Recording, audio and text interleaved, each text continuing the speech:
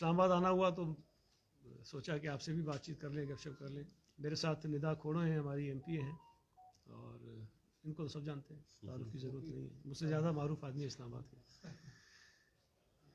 دیکھیں، ایک تو سب سے پہلے میں خیبر پختونخوا کے لوگوں کا شکریہ ادا کرنا چاہتا ہوں، پشاور کے لوگوں کا شکریہ ادا کرنا چاہتا ہوں کہ کل پاکستان پیپلز پارٹی کے یوم تاسیس کے موقع پر ہونے والے جلسے میں انہوں نے بھرپور شرکت کی، اور پشاور کی تاریخ کا ایک بڑا جلسہ جو ہے کل منعقد ہوا.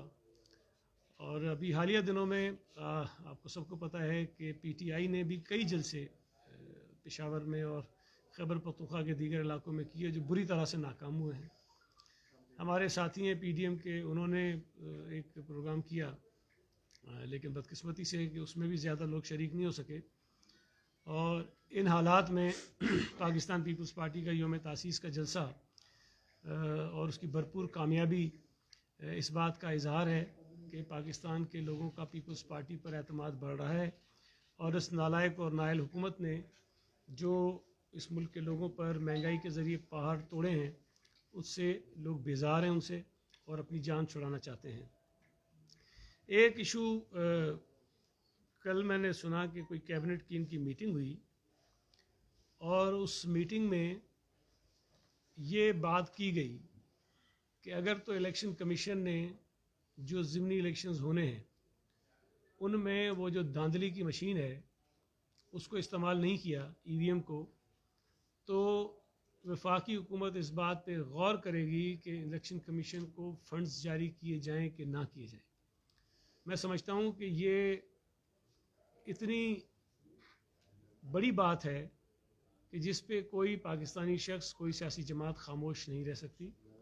یہ بہت بڑی بلیک میلنگ ہے. یہ مجھے سمجھ نہیں آتا کہ الیکشن ایک ایسا عمل ہے، ایک ایسا کام ہے جس کے اسٹیک ہولڈرز اس ملک کے تمام لوگ ہیں، جس کی اسٹیک ہولڈرز تمام سیاسی جماعتیں ہیں. الیکشن کمیشن اور حکومت کا رول جو ہے وہ ثانوی ہوتا ہے. اب اگر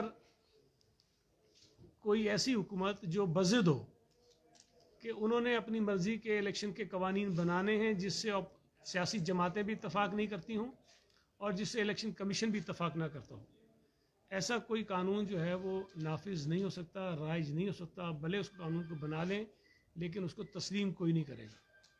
اور اس طرح سے جبری انداز میں مسلط کرنا اور دھمکی دینا الیکشن کمیشن کو کہ جناب ہم جو ہیں وہ آپ کی فنڈنگ بند کر دیں گے، اس کا مطلب یہ ہے کہ آئین کے تحت قائم ہونے والا ایک ادارہ، اس ادارے کے کام کو روک کر اس کو مفلوج بنانے کی جو ہے وہ دھمکی دی جا رہی ہے.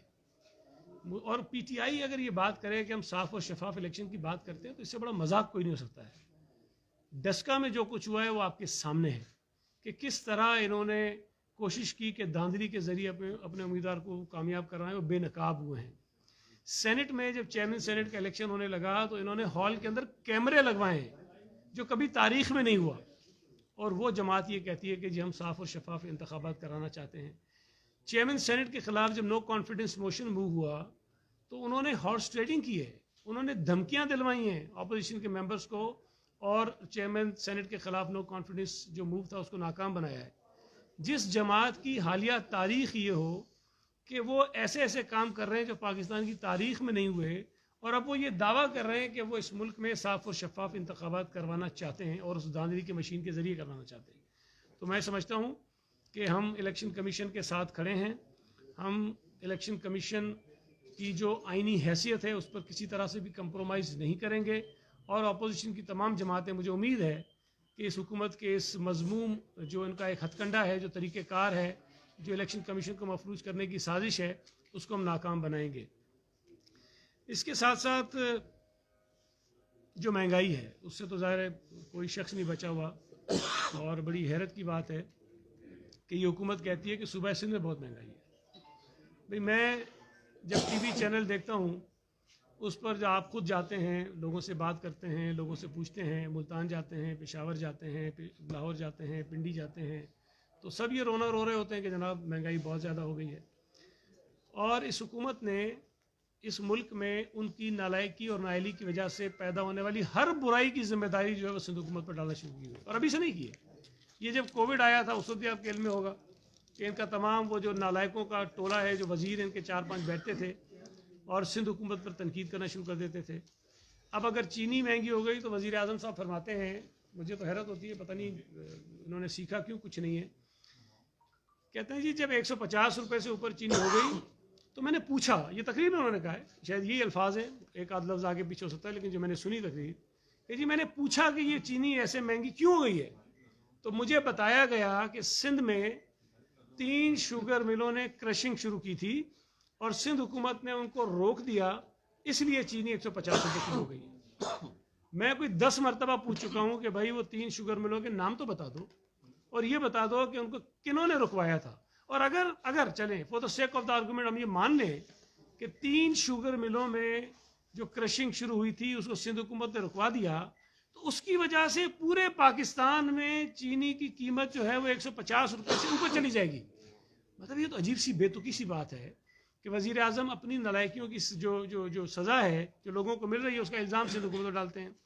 گندم کا بحران پیدا ہو گیا، ان کی کیبنٹ کہہ رہی ہے. مجھے تو حیرت ہوتی ہے کہ کون نالائق آدمی تھا اس کیبنٹ میں، ہے تو سارے نالائق، کون ایسا مہا نالائق تھا جس نے یہ بتایا کہ 16 لاکھ ٹن گندم سندھ سے چوری ہو گئی ہے. 16 لاکھ ٹن گندم کا چوری ہو جانا. اور یہ بھی آپ کے علم میں ہوگا کہ سندھ حکومت نے پورے سال میں جو گندم پروکیور کی تھی وہ 12 لاکھ ٹن تھی. 12 لاکھ ٹن گندم جو ہم نے پروکیور کی ہے اور 16 لاکھ ٹن گندم چوری ہو گئی ہے. اب یہ کس نے وہاں کیبنٹ میں بات کی اور ماشاءاللہ اس کیبنٹ نے اس پہ ڈسکس کیا اور اس کیبنٹ نے سندھ حکومت سے مطالبہ کیا کہ جناب آپ اس پہ کارروائی کریں. تو بھائی کارروائی تو آپ کرو فخر امام صاحب پر، کارروائی کرو خسرو بختیار پر. فخر امام نے اسمبلی میں کھڑے ہو کے، آپ سب اسلام آباد کے جرنلسٹ ہیں، آپ اسمبلی میں کور کرتے ہیں، انہوں نے اسمبلی میں کھڑے ہو کے کہا کہ 66 لاکھ ٹن گندم کہاں چلی گئی ہمیں نہیں پتا. او بھائی اس کا پتہ لگاؤ کہ کدھر گئی ہے نا، اس کا پتہ لگاؤ کہ وہ کون سے تمہارے پاس وہ چوہے ہیں جو کھا گئے، جو تم کہتے ہو سندھ میں چوہے، کون سے چوہے جو 66 لاکھ ٹن گندم کھا گئے. آپ پتہ لگاؤ کہ جو شوگر کمیشن آپ نے بنایا تھا جس پہ یہ سینہ چوڑا کرتے تھے کہ پاکستان کی تاریخ میں کبھی کسی حکومت نے کمیشن نہیں بنایا، واہ جی بلے بلے آپ نے بڑا اچھا کام کیا، کمیشن بنا دیا. اس کمیشن کی رپورٹ آ گئی، اتنی موٹی کمیشن ہے، اتنی کوئی 400-500 پیجز کی، پتہ نہیں 600 پیجز کی رپورٹ ہے. وہ رپورٹ آ گئی، سب نے کہا امید کی کہ جی اس رپورٹ کی روشنی میں کوئی کارروائی ہوگی. جناب پھر انہوں نے فرمایا کہ نہیں، اس کمیشن کی فورنزک ہوگی اب اور ایف آئی اے فورنزک کرے گی. چلیں جی پھر ایف آئی اے نے اس پہ کام شروع کیا. پتہ نہیں 1.5 سال تو گزر گیا ہے. اس کمیشن کی رپورٹ پر اس کے جو فورنزک اس کے پھر ایف آئی اے سے انہوں نے کروایا، اس پر جن لوگوں کے نام آئے ہیں کہ جن کی وجہ سے چینی مہنگی ہوئی ہے، مجھے ایک فرد بتا دیجئے جس کے خلاف اس نالائق نائل کرپٹ حکومت نے کوئی کارروائی کی ہو. کسی کے خلاف کوئی کارروائی نہیں ہوئی، چینی مہنگی کر دی. اب میں آپ کو یہ بتا رہا ہوں کہ یوریا کے کرائسس آ رہے ہیں، وہ اگلے 1-2 مہینے کے اندر بہت بڑے کرائسس کے اندر ہماری ملک جا رہا ہے، اور اس کے جو نقصانات ہوں گے، دیکھیں گندم اور چینی کا نقصان تو یہ ہوا کہ پاکستانیوں کی جیبوں سے پیسہ نکلا، گندم مہنگی ہوئی، آٹا مہنگا ہوا، چینی مہنگی ہوئی. یوریا اگر ناپید ہو جائے گا، وہ مہنگا ہو جائے گا، کم ہو جائے گا، تو آپ کی جو فصل ہے اس ملک میں جو کاشت ہو رہی ہے اس پہ فرق پڑے گا. اور اگر آپ کی فصل پہ فرق پڑے گا تو آنے والے سالوں میں آپ کو جو یہ کھانے پینے کی اشیاء آپ استعمال کرتے ہیں جو آپ کو ضرورت ہے وہ آپ کی کم ہو جائیں گی اور اس میں کرائسس آپ کے اور بڑھیں گے. آپ نے گندم امپورٹ کی، آپ نے چینی امپورٹ کی، آپ یوریا پہ یقیناً کوئی بہت مہنگی قیمت پہ امپورٹ کریں گے، دنیا میں اس کی قیمتیں بڑھتی جا رہی ہیں، آپ کے فورن ریزروز کم ہو جائیں گے، آپ کا کرنٹ اکاؤنٹ ڈیفیسٹ جو ہے وہ بڑھتا جا رہا ہے اور اس میں مزید اضافہ ہوگا. تو جو پورا آپ کا معاشی نظام ہے وہ سارا ہل جائے گا اور مہنگائی جو ابھی ہے اس میں مزید اضافہ ہوگا. ابھی کل غالباً رپورٹ آئی ہے، یہ جو ہمارا فیڈرل بیورو آف اسٹیٹسٹکس ہے، انہوں نے رپورٹ دی ہے کہ 27% آپ کا جو ہول پرائز انڈیکس ہوتا ہے اس میں 27% پہ چلا گیا وہ، اور پچھلے سال کے مقابلے میں اس میں اضافہ ہو رہا ہے. اور باقی سارے جتنے انڈیکیٹرز ہیں وہ سارے کے سارے جو ہیں وہ ورسٹ ہوتے جا رہے ہیں، برے ہوتے جا رہے ہیں، اور اس میں کوئی فرق نہیں آ رہا ہے. پچھلی مرتبہ تو انہوں نے حفیظ شیخ کو نکال دیا تھا اس بنیاد پر کہ وہ مہنگائی پر کنٹرول نہیں کر سکے. शौकत तरीन को कब निकालेंगे? आपको याद है कि हफीज शेख को पहले सेनेट का टिकट दे रहे थे, सेनेटर बना रहे थे उसको, और थोड़ी अरसे बाद उसको फिर फारिग कर दिया। भाई वो इतना ही बुरा था तो सेनेटर क्यों बना रहे थे उसको? आप टिकट दिया, कौमी असम्बली में उसको आपने इलेक्शन लड़वाया, गिलानी साहब से वो हार गया, और थोड़े दिनों बाद पता चला महंगाई तो सारी इसकी वजह से हुई है, और अभी शौकत तरीन को इलेक्शन लड़ा रहे हैं। पता नहीं जीतने से पहले निकालेंगे या उससे जीतने के बाद निकालेंगे उसको। लेकिन मैं ये बता रहा हूँ कि इस हुकूमत में कोई आदमी चल नहीं सकता है। हमाद अजहर को जब बनाया था, मुझसे कराची में किसी ने सवाल किया कितना अर्सा चलेगा, मैंने कहा मैक्सिमम 6 महीने, वो 6 दिन में चला गया था। तो शौकत तरीन अच्छे आदमी है, ज़ाती तौर पर मैं जानता हूँ, बड़े अच्छे इंसान हैं, लेकिन जिस टोले के साथ वो लग गए हैं वहाँ इज्जत किसी की महफूज रहती नहीं है। तो मुझे लग रहा है कि जल्द या देर किसी वक्त में, शायद हफ्तों में, शायद महीनों में, एक और वज़ीर ख़जाना, मुशीर ख़जाना निकाले जाएंगे, इसलिए कि महंगाई हो रही है। वो कुर्बानी का बकरा बनाते हैं, कभी नदीम बाबर को बनाते हैं, कभी वो हेल्थ के कौन थे स्पेशल असिस्टेंट डॉक्टर साहब, बड़े नफीस शरीफ से आदमी थे, उनको बनाया, नहीं उससे पहले थे, हाँ जी जफ़र मिर्ज़ा साहब, उनको कुर्बानी का बकरा बनाया, ताबिश गौर को कुर्बानी का बकरा बनाया, पता नहीं और कितने बन गए हैं। तो अगला कुर्बानी का बकरा मुझे शौकत तरीन जो है वो बनता हुआ नज़र आ रहा है, ताकि अपनी नालायकी का बोझ किसी और के कंधे पर डाल सकें। कर्जे आपके जितने इस नालायक हुकूमत ने लिए हैं, पीपल्स पार्टी की हुकूमत ने, नून लीग की हुकूमत ने मिलकर जो कर्जा लिया था 10 सालों में, ये नालायक नाहल सेलेक्टेड हुकूमत अपने 3 सालों में उससे ज्यादा कर्जा ले चुकी है, और कहते ही हैं कि जी पिछली हुकूमतों की वजह से ले रहे हैं। मतलब कोई हद होती है नालायकी की। भाई तुम तो कह रहे थे मैं यूं आऊंगा और एफबीआर जो है वो 8,000 अरब रुपए कलेक्ट करेगी, और उसके बाद पता नहीं वो 200 अरब रुपए आएंगे, 200 अरब डॉलर आएंगे, वो 100 अरब डॉलर इधर के मुंह पे मारेंगे, 100 अरब डॉलर इधर मुंह पे मारेंगे, सारे मसले हल हो जाएंगे। तो भाई 3 साल गुजर गए हैं, आपने इस मुल्क के लोगों की ज़िंदगी अजाब कर दी है, लोग बेचारे मुश्किल में हैं, गैस के क्राइसिस इंतहा को पहुंच गए हैं। मैं ये बात पिछले कई दिनों से, कई हफ्तों से कर रहा हूं कि मेरे अपने घर में गैस नहीं आ रही, और गैस का सिलेंडर इस्तेमाल कर रहे हैं, कराची में सिलेंडर इस्तेमाल हो रहा है, और ये पूरे कराची और पूरे सूबा सिंध में ये हाल है। मुझे नहीं पता इस्लामाबाद में आपको गैस मिलती है कि नहीं मिलती, लेकिन वो सूबा जो तकरीबन 70% के करीब गैस पैदा कर रहा है, वो सूबा जिसको आईनी तौर पे गैस मिलनी चाहिए, जिनके लोगों का गैस के ऊपर हक है, वहाँ लोगों को घरों में नाश्ता बनाने के लिए, खाना बनाने के लिए, दोपहर का खाना बनाने के लिए गैस मुयसर नहीं है। ये नालायकों ने जो ऐलान किया था ना कि सुबह नाश्ते के लिए गैस मिलेगी, दोपहर में खाने के लिए गैस मिलेगी, रात के खाने के लिए गैस मिलेगी, हमें तो वो भी नहीं मिल रही। और यहाँ पर जो है वो ये कह रहे हैं सारी चीज़ें ठीक है। LNG के अंदर जितनी इन्होंने करप्शन की है, पेट्रोल की कीमत आपको याद है जब पेट्रोल कम हुआ था तो एक रात में 25 रुपए बगैर ओगरा के किसी प्रपोजल के उन्होंने बढ़ा दिया था। इस मरतबा भी जब डीलर्स ने हड़ताल की तो उन्होंने फिर वो कीमत कुछ उसी बढ़ाई है। अभी ये जो खुशखबरी सुनाई थी कुछ अर्सा पहले शौकत तरीन ने कि हर महीने 4 रुपए जो पेट्रोलियम डेवलपमेंट लीवी है उसमें इजाफा करेंगे, और कल रात 4 रुपए का इजाफा उसमें हो गया है, मजीद इजाफा उसमें होगा। बैनुल अक़वामी मार्केट में पेट्रोल की कीमतें, ऑयल की कीमतें कम हो रही हैं, यहाँ पर उन्होंने कमी नहीं की कीमतों में, और वही कीमत रखी है, इसलिए कि उसमें टैक्सेस का उन्होंने इजाफा कर दिया है। तो ये बिजली की कीमतें मजीद बढ़ाएंगे, गैस की कीमतें मजीद बढ़ाएंगे, यूरिया का बहरान आएगा तो उसकी वजह से और मसाइल पैदा होंगे, गैस लोगों को मुयसर नहीं होगी, आपका उससे ज़ाहिर है कि इंडस्ट्रीज आपकी मुतासर हो रही हैं, इंडस्ट्रीज मुतासर होंगी तो आपकी एक्सपोर्ट मुतासर होगी। तो मैं ये हमेशा कहता हूँ इतनी मनूस हुकूमत है कि कोई तबका इस मुल्क का इनकी नहुसत से महफूज नहीं है। भाई पीपल्स पार्टी की हुकूमत थी, लोग कहते हैं मजदूरों की हुकूमत है, नवाज शरीफ की हुकूमत आती थी, लोग कहते हैं सरमाएदारों की हुकूमत है। ये मनूस हुकूमत में तो ना काश्तकार बचा हुआ है, ना सरमाएदार बचा हुआ है, ना मजदूर बचा हुआ है, ना साफी बचा हुआ है। मतलब हर तबका किसी न किसी तरह से जो है वो मुसीबत में है। मीडिया के ऊपर पाबंदियां लगाई गई हैं, अदलिया के खिलाफ साजिशें की जा रही हैं, इलेक्शन कमीशन को जो है धमकियां दी जा रही हैं, सियासी जमातों के खिलाफ साजिशें हो रही हैं, पार्लियामेंट को बेतौकीर कर दिया है। तो कोई ऐसा इदारा नहीं है जो इनकी साजिशों से जो महफूज रह सको। मैं समझता हूँ कि ये हुकूमत अगर इसी तरह आगे बढ़ती रहेगी तो हम सब जो हैं पता नहीं किस नहज पर पहुँचेंगे, और हमारे मुल्क के जो गरीब लोग हैं, जो मिडिल क्लास के लोग हैं, इवन जो تھوڑے سے middle class upper middle class کے لوگ ہیں وہ بھی اب بہت ہی مشکل کی زندگی گزار رہے ہیں. کوئی سوال ہو تو جاؤ.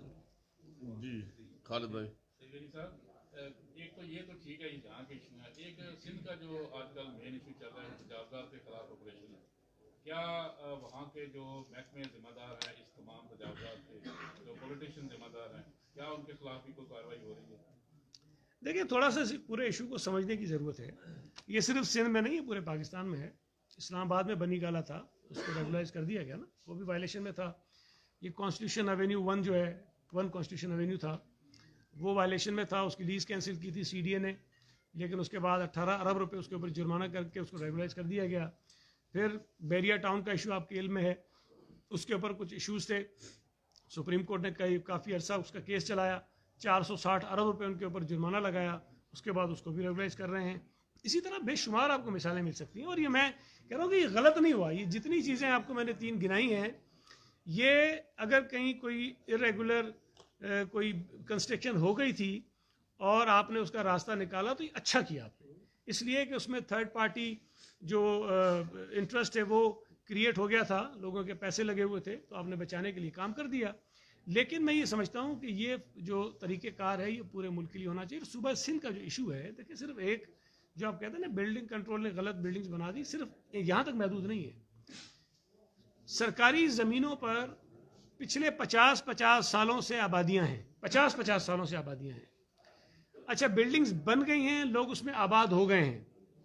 اب کیا ہمارے پاس ایک طریقہ تو یہ کہ ان تمام کو تہس نہس کریں, توڑ دیں, اٹھا دیں, لوگوں کو بے گھر کر دیں, اور ہم کہیں کہ نہیں یہ قانون کے مطابق چیزیں, اصولی طور پر بات ٹھیک ہے, اٹھا دینا چاہیے, سب کو بے گھر کر دینا چاہیے.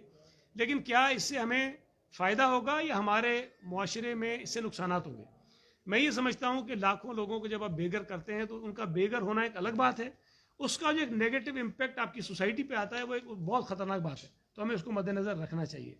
ہم یہ سمجھتے ہیں کہ جس طرح پنجاب گورنمنٹ نے ایک آرڈیننس جاری کیا اور پنجاب کی 6000 سے زائد جو ارریگولر سوسائٹیز تھیں, ان سوسائٹیز کو ریگولر کرنے کے لیے انہوں نے کمیشن بنا دی, اور کمیشن سپریم کورٹ کے ریٹائرڈ جج کی سربراہی میں بنایا گیا. بہت مناسب بات ہے. ہم بھی یہ سمجھتے ہیں کہ صوبہ سندھ میں بھی کوئی اس طرح کا ایک ادارہ, کمیشن, کمیٹی کانسٹیٹیوٹ کی جا سکتی ہے جس کی سربراہی کوئی سپریم کورٹ کا ریٹائرڈ جج کرے, اور ان کے ساتھ ہم بہت ہی معتبر قسم کے لوگ لگائیں جس میں ٹاؤن پلانرز ہوں, ایکسپرٹس ہوں. وہ پھر یہ فیصلہ کریں کہ جی ہم نے کرنا کیا ہے, ہم نے پچھلی جو چیزیں ہو گئی اس کا کیا کرنا ہے, اور آئندہ آنے والے دنوں میں اس کام کو روکنا کیسے ہے. تو یہ ایک بہتر طریقہ ہو سکتا ہے جس سے ہم اپنے شہریوں کو جو ہے وہ بچا سکتے ہیں. لیکن ایک مثال میں آپ کو دوں کہ میرے اپنے حلقے میں, میری اپنی یو سی میں جہاں سے میں 2 مرتبہ میں ناظم رہا ہوں, وہاں ایک Karachi water and sewerage board کا پلاٹ تھا بہت بڑا, جہاں پہ ٹریٹمنٹ پلانٹ لگا ہوا تھا. کراچی میں 3 ٹریٹمنٹ پلانٹ تھے, TP1, TP2, TP3. یہ TP2 جو ہے وہ میرے حلقے میں تھا. اس پر مصطفیٰ کمال نے غیر قانونی طریقے سے 50 ایکڑ زمین مختلف لوگوں کو الاٹ کی, اور وہ کہیں سے انہوں نے ڈسپلیس ہوئے تھے تو کہا کہ جی ان کو یہاں آباد کرتے ہیں. ہم نے مخالفت کی. میں اس وقت لیڈر آف دی اپوزیشن تھا. میں نے اس وقت کی حکومت کو لکھا, میں نے وہاں کی ایڈمنسٹریشن کو لکھا, میں نے وہاں کی پولیس کو لکھا, میں نے ہائی کورٹ میں کیس کیا, میں اس قبضے کے خلاف لڑتا رہا. ہم پر تشدد کیا گیا کونسل کے اندر, مجھ پہ فائرنگز ہوئی اس اختلاف کی وجہ سے, کسی نے نہیں رکوایا. آج جب وہاں پہ ہزاروں گھر بن گئے, 50 ایکڑ ویسے دیا, 50 ایکڑ میں بعد میں قبضہ ہو گیا, تو 100 ایکڑ سے زیادہ زمین کے اوپر ہزاروں لوگ آباد ہو گئے. آج آپ کہہ رہے ہیں کہ جن ہزاروں گھروں کو توڑ دو بھائی. اور جب میں کہہ رہا تھا کہ اس روکو آبادی کو نہ ہونے دو, تب تو کوئی میری سن نہیں رہا تھا. نہ حکومت سن رہی تھی, نہ عدالت سن رہی تھی, نہ ادارے سن رہے تھے, نہ پولیس سن رہی تھی. ہم تشدد کا نشانہ بھی بن رہے تھے, ہماری جان بھی خطرے میں تھی, لیکن سب کچھ ہوتا رہا. آج جب آبادی ہو گئی تو کہتے ہیں توڑ دو. تو یہ طریقہ کار تھوڑا سا ہمیں غور کرنا چاہیے. ہمیں سزائیں دینی چاہیے ان لوگوں کو جنہوں نے یہ قبضے کروائے ہیں. ہم نے سزائیں دینی چاہیے ان لوگوں کو جنہوں نے غیر قانونی بلڈنگز بنوائی ہیں, جنہوں نے الیگل کام کیا ہے. اب ان بلڈنگز کے اندر, ان قبضہ ہونے والی زمینوں کے اوپر جو لوگ بس گئے ہیں, ہم ان کو سزا دینا چاہتے ہیں. تو میں سمجھتا ہوں کہ یہ ایک قانونی ایشو بھی نہیں ہے, یہ کوئی کسی کی کرپشن کا ایشو بھی نہیں ہے, یہ سیکنڈری چیزیں ہیں. یہ بنیادی طور پر انسانی ایشو ہے. ہمیں ان لاکھوں لوگوں کی زندگیوں کو, ان کی جو چھتیں ہیں ان کو دیکھنا چاہیے, اور یہ صرف سندھ حکومت تک، سندھ تک محدود نہیں ہے، یہ پورے پاکستان کا ایشو ہے. اسلام آباد میں بھی تو انہوں نے انکروچمنٹ ریموو کی تھی نا، لوگوں کے گھر توڑے ہیں نا. تو یہ پنجاب میں بھی ہے، یہ بلوچستان میں بھی ہے، یہ KPK کے اندر بھی ہے. تو یہ مجموعی طور پر وہ ہمارے پاکستانی شہری ہیں، غریب لوگ ہیں. یہ بات ذہن میں رکھیں کہ کوئی بھی امیر آدمی، کروڑپتی آدمی اس طرح جا کر کسی جو متنازع زمین ہوتی ہے، متنازع بلڈنگ ہوتی ہے، اس میں نہیں رہتا. اس میں وہ آدمی جا کے رہتا ہے جس کو کم پیسوں میں گھر مل رہا ہوتا ہے. تو یہ انسانی المیہ ہے، اس کو ہمیں تھوڑا سا دیکھنا چاہیے. سر آپ نے پریس کانفرنس شروع کی یوم تاسیس کے حوالے سے، پشاور جلسے کے حوالے سے، امپریشن چینج نظر آ رہا ہے، کچھ چینج نظر آ رہا ہے KPK میں؟ آپ کو کیا سمجھ رہے ہیں؟ کیا دیکھیں وہاں تو مجھے یہ بھی پتہ چلا کہ جو ابھی بلدیاتی الیکشنز ہو رہے ہیں KPK میں، کوشش کی PTI نے کہ جو نچلی سطح کے الیکشنز ہیں وہ غیر جماعتی کرائیں. اس لیے غیر جماعتی کرائیں کہ لوگ ان کا ٹکٹ لینے کو تیار نہیں ہیں وہاں پہ. اور اس سے آپ اس جماعت کی جو غیر مقبولیت ہے اس کا اندازہ لگا سکتے ہیں کہ وہ صوبے میں پچھلے 8 سال سے حکومت میں ہے، اور KPK کو وہ شوکیس کر کے پیش کرتے ہیں کہ ہم نے وہاں بہت کچھ کر لیا ہے. اس صوبے میں وہاں کی حکومتی جماعت جو ہے وہ غیر جماعتی الیکشنز کروا رہی ہے، اس لیے کہ ان کے لوگ ٹکٹ لینے کو تیار نہیں تھے. وہ تو ہائی کورٹ نے فیصلہ دے دیا، جس کے بعد وہ مجبور ہو گئے، اور اس کے خلاف یہ پھر اب سپریم کورٹ میں گئے ہوئے ہیں. تو جہاں یہ صورتحال ہو PTI کی، اور پیپلز پارٹی کا جلسہ آپ نے دیکھا، اور PTI کے جلسے بھی آپ نے دیکھے ہیں، وہ ناکام ہوئے ہیں. تو میں سمجھتا ہوں کہ یہ تبدیلی جو نظر آ رہی ہے لوگوں میں، وہ صرف KPK تک محدود نہیں ہے. پورے پاکستان میں عوام جو ہیں وہ عمران خان کی نالائکی اور نااہلی کی وجہ سے تنگ ہیں، بے روزگاری سے تنگ ہیں. انہوں نے وعدہ کیا تھا 1 کروڑ نوکریوں کا، وعدہ کیا تھا 50 لاکھ گھروں کا، نوکریاں نہیں ملی، بے روزگاری بڑھی ہے، گھر نہیں بنے، گھر ٹوٹے ہیں. تو ظاہر ہے کہ لوگ تو ان چیزوں کو دیکھتے ہیں، اور یہ ایسا ایشو ہے جو ہر آدمی کے ساتھ وابستہ ہے، اور لوگ میں سمجھتا ہوں کہ اگلے الیکشنز میں ان کا بہت برا اثر کرنے والے ہیں. سندھ میں سر بلدیاتی انتخابات کے حوالے سے جو قانون سازی کی گئی ہے، اس پہ اپوزیشن کو کافی سارے تحفظات ہیں. اس پہ آپ کیا کہنا چاہیں گے؟ کیا ان سے بات کریں گے اس پہ؟ اور اسی کے ساتھ بلدیاتی اداروں کے ملازمین 2-3 دن سے احتجاج پہ ہیں، ساری سندھ میں گندگی پھیل گئی ہے ہر شہر میں، تو ان کو تنخواہیں کیوں نہیں جاری کی جا رہی؟ دیکھیں، ایک تو جو آپ نے کہا کہ سندھ میں اپوزیشن احتجاج کر رہی ہے، سندھ کی اپوزیشن میں اور یہاں کی حکومت میں کوئی فرق نہیں ہے. یہ بھی اعلیٰ پائے کے نالائق ہیں، وہ بھی اعلیٰ پائے کے نالائق ہیں. ہم نے ان سے کہا تھا کہ جب یہ قانون پیش ہوگا تو آپ اپنی جو ترامیم و تجویز کریں ان کو کنسیڈر کریں گے. اور انہوں نے جب وہ بل سب پیش ہو رہا تھا، انٹروڈیوس ہو رہا تھا، اسی وقت شور مچا کے ہڑتال کو واک آؤٹ کر کے باہر نکل کے چلے گئے. ان کی جو ترامیم تھیں وہ ہم نے ٹیک اپ کی، لیکن کوئی ممبر تھا ہی نہیں تو اس پہ بات نہیں ہو سکی. اگر وہ موجود ہوتے تو ہم ان کی کئی تجاویز پر شاید ان کے ساتھ اتفاق کر جاتے. لیکن آج بھی ہم ان کے ساتھ بیٹھ کر بات کرنے کو تیار ہیں، اور ہم بات کریں گے ان کے ساتھ. جو چیزیں بہتر ہوں گی، جو تجاویز وہ دیں گے، جو قابل عمل ہوں گی، ہم سمجھتے ہیں کہ صوبے کے لوگوں کے لیے بہتر ہوں گی، جو ہمارا لوکل گورنمنٹ کا سسٹم ہے اس کے لیے بہتر ہوں گی، ہم اس کو بالکل بھی کنسیڈر کر لیں گے. جو دوسری بات آپ نے کہی کہ جو ہمارے بلدیاتی اداروں کے ملازمین ہیں، وہ چونکہ ابھی ناصر شاہ صاحب اس کو دیکھتے ہیں، لیکن ان کے جو میں نے پڑھا ہے ان کے ایشوز واقعی کچھ ٹھیک ہیں. اچھا، ایک بڑا مسئلہ ہے صوبہ سندھ میں، مجھے نہیں پتا باقی صوبوں میں یہ ہے کہ نہیں ہے. ہمارے ہاں سرکاری ملازمین کی تنخواہیں جو ہیں نا وہ AG سندھ سے ہوتی ہیں اکثر، لیکن یہ لوکل گورنمنٹ کے بہت سارے ملازمین ہیں جن کی تنخواہیں AG سندھ سے نہیں ہوتی ہیں. اچھا، چونکہ وہ AG سندھ سے نہیں ہوتی ہے تو اس کے اندر بہت سارے گھپلے بھی ہوتے ہیں، بہت ساری غلط چیزیں بھی ہوتی ہیں. جب میں منسٹر تھا ہم نے بڑی کوشش کی کہ ہم ان کو اسی میکینزم میں لے کر آ جائیں جس طرح اور سرکاری ملازمین کی تنخواہیں ہوتی ہیں. اچھا، جب وہ نہیں ہو رہا تھا تو پھر ہم نے اس کے ایک اور اسی طرح کا الٹرنیٹ بھی نکالا کہ فائنانس ڈپارٹمنٹ کے ساتھ بیٹھ کے ہم کوئی میکینزم بنا لیں جس کے ذریعے ان کی تنخواہیں بھی اسی انداز میں ان کو ملنا شروع ہو جائیں. تو اس پہ ہم کام کر رہے ہیں، اور ابھی شاہ صاحب ان کے ساتھ بات چیت کر رہے ہیں، اور یہ مسئلہ ہم حل کر لیں گے. اور جو ان کی جائز چیزیں ہیں میں سمجھتا ہوں وہ بالکل حل ہونی چاہیے. ناصر نقوی صاحب، سعید بھائی یہ بتائیں کہ وزیر اعلیٰ سندھ مراد علی شاہ نے ایک خط لکھا تھا مردم شماری کے حوالے سے اسپیکر کو بھی اور شاید وزیر اعظم کو بھی. اس حوالے سے الزامات لگائے گئے تھے بھائی اسد عمر نے کہ یہ جو کچھ سندھ حکومت کر رہی ہے خلاف قانون کر رہی ہے. آپ کا موقف تھا کہ سلسلے کے اجلاس میں انہوں نے ہمارا کوئی موقف تسلیم نہیں کیا. اس بارے میں آپ کا کیا خیال ہے؟ کیا ہے آپ کے معاملات؟ دیکھیں، پہلی بات تو یہ ہے کہ PTI کا کوئی وزیر پیپلز پارٹی کے چیف منسٹر کو یہ نہ سمجھائے کہ آئین اور قانون کیا ہے. یہ خود بالکل پیدل ہیں، وزیر اعظم سمیت ساری کابینہ جو ہے فارغ ہے، ان کو نہیں پتا کہ آئین اور قانون ہے کیا چیز. اگر ہوتی تو یہ بات نہ کرتے کہ الیکشن کمیشن کے فنڈ روک لیں، اور پہلے بھی بہت ساری باتیں کی ہیں۔ دیکھیں سندھ میں جو مردم شماری ہوئی وہ متنازع ہے، اور ہمارے پاس اس کے دلائل ہیں، بڑے اسٹرانگ ہمارے پاس آرگومنٹس ہیں، وہ بڑی تفصیلیں میں اس میں نہیں جاتا ہوں۔ ایم کیو ایم بھی اس پر اعتراض کرتی رہی ہے، لیکن بدقسمتی سے ایم کیو ایم چونکہ عادی ہے اسی تنخواہ پہ کام کرنے کی، تو انہوں نے اس متنازع سینسس کو بھی ایکسیپٹ کر لیا۔ لیکن پاکستان پیپلز پارٹی نے اپنا جو سندھ کی نمائندگی کا حق ہے وہ ہم نے ادا کیا، اور ہم نے ہر سطح پر یہ جو متنازع سینسس تھا اس پہ آواز اٹھائی۔ سی سی آئی کے اجلاسوں میں یہ زیر بحث رہا بہت عرصے تک، اور جب یہ پچھلے سی سی آئی کے اجلاس میں اس کو انہوں نے منظور بھی کیا تو پاکستان کی تاریخ میں پہلی مرتبہ سی سی آئی کے کسی ممبر نے ایک ڈسینٹنگ نوٹ دیا اور یہ کہا کہ یہ جو منظوری آپ دے رہے ہیں یہ غلط ہے، اور وہ چیف منسٹر آف سندھ تھے اور انہوں نے ریٹن میں یہ چیز دی۔ اس کے بعد آئین ہمیں یہ اجازت دیتا ہے کہ سی سی آئی کے کسی فیصلے سے اگر کوئی صوبہ متاثر ہو رہا ہو اور اختلاف کر رہا ہو تو وہ پارلیمنٹ میں اس ایشو کو لے جا سکتا ہے۔ ہم نے بالکل آئین کے مطابق اور جوائنٹ سیشن کے جو رولز ہیں اس کے مطابق اسپیکر کو لکھا کہ آپ اس کو پارلیمنٹ کے جوائنٹ سیشن میں اس کو لے کر جائیے اور وہاں پہ ڈیبیٹ کروائیے۔ رولز میں یہ لکھا ہوا ہے کہ جس دن جس وقت جیسے ہی اسپیکر کو پتہ چلے گا اور ان کے پاس یہ کوئی ریفرنس آئے گا کسی صوبے سے تو وہ فوری طور پر پارلیمنٹ کے ممبرز کو اس کی کاپیاں بھیجیں گے اور بتائیں گے کہ یہ چیز آئی ہے۔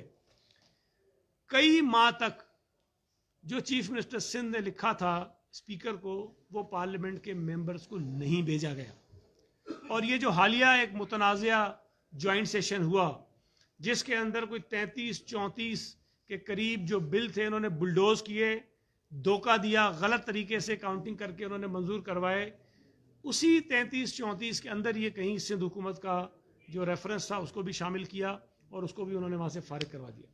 تو میں یہ سمجھتا ہوں کہ سندھ حکومت نے جو کچھ کیا بالکل آئین و قانون کے مطابق کیا۔ اور ایک اور بات اسد عمر صاحب بار بار کہتے ہیں جو ان کی کم علمی کو ظاہر کرتا ہے، وہ کہتے ہیں کہ جی سارا جو سینسس تھا یہ سندھ حکومت نے تھا، یہ ان کی ایڈمنسٹریشن اس کے اندر تھی۔ میرے بھائی ہمارے حکومت نے کروایا، جو آڈٹ کی رپورٹ آپ نے پیش کی ہے نا، آڈٹ اس کا ہوا ہی نہیں ہے۔ دیکھیں آڈٹ اس کا ہوا ہی نہیں ہے، وہ کون سی پتہ نہیں 23ویں یا 24ویں ترمیم تھی جس میں شاہد خاقان عباسی صاحب پرائم منسٹر تھے، نواز شریف کی گورنمنٹ تھی، انہوں نے ایگری کیا تھا کہ غالباً 5% جو ہے اس کا رینڈم ہم آڈٹ کروائیں گے اور اس کے بعد جو اس کا نتیجہ نکلے گا پھر اس میں فیصلہ کریں گے۔ وہ نہیں ہوا۔ جو سینسس ہوا تھا، دیکھیں سینسس جب ہوتا ہے، ایون جب الیکشن ہوتا ہے، سینسس میں ہمارے جو ریونیو آفیسرز ہوتے ہیں ان کی خدمات لی جاتی ہیں، ڈپٹی کمشنرز، اسسٹنٹ کمشنرز، ان کی خدمات لی جاتی ہیں۔ ہم نے اس وقت بھی یہ لکھا تھا ان کو کہ جو ڈیٹا آپ ہر گھر سے کلیکٹ کرتے ہیں اس کی ایک کاپی آپ ڈپٹی کمشنر کو دیں تاکہ سندھ حکومت اس کو دیکھ لے اور ہمیں پتہ ہو کہ یہ صحیح ہوا کہ غلط ہوا ہے۔ انہوں نے ہماری وہ درخواست بھی مسترد کر دی تھی، تو کمشنر اور اسسٹنٹ کمشنر صرف ان کے ساتھ ضرور ہوتے تھے لیکن بیسیکلی تو پاکستان آرمی ان کے ساتھ تھی، اور کہیں کہیں پر اگر ہمارے کچھ لوگوں نے مدد کرنے کی کوشش کی اور خامیوں کی نشاندہی کی تو ہمارے لوگوں کو گرفتار کیا گیا وہاں پر۔ تو یہ تو اس طرح سے ہوا تھا سینسس کہ بالکل جس کو کہتے ہیں کہ وہ آپ نے لا تعلق کر کے رکھ دیا تھا تمام جماعتوں کو یا تمام لوگوں کو۔ تو یہ پیورلی جو ہے وہ فیڈرل گورنمنٹ نے کیا تھا۔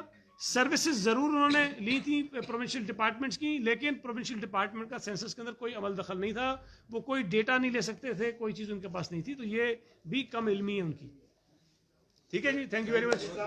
کل کے چیف جسٹس کی اگر ریمارکس کے اوپر بات کی جائے تو اگر سندھ کے اندر ہی آپ کی حکومت ہے وہاں پہ بات کی جائے جس انداز میں انہوں نے دفاعی اداروں کے اوپر تنقید کی ہے تجاوزات سے متعلق، تو کیا یہ متعلقہ جو ادارے ہیں یہ سارے سو رہے ہوتے ہیں کہ آپ کی حکومت سو رہی ہوتی ہے، تجاوزات ہوتی ہیں، بلڈنگ بنتی ہیں، کالونیز بنتی ہیں، تمام ایریاز کے اوپر ڈیولپمنٹ ہو جاتی ہے، لیکن اینڈ پہ جا کے لوگوں کے رہنے سہنے کا سارا سسٹم ہو جاتا ہے، تو اینڈ پہ جا کے یہ پتہ چلتا ہے کہ یہ سوسائٹی انلیگل ہے، یہ بلڈنگ انلیگل ہے، یہ ساری چیزیں انلیگل ہیں۔ تو تھوڑا سا اس کے اوپر بھی روشنی ڈالیں کہ کل کے جو دفاعی اداروں سے متعلق جو چیف جسٹس کے ریمارکس ہیں تو کیا یہ، میں آپ سے ایک عرض کر دوں، یہ جتنی کینٹونمنٹس ہیں وہ فیڈرل گورنمنٹ کے ماتحت ہیں، سندھ حکومت کے ماتحت نہیں ہے۔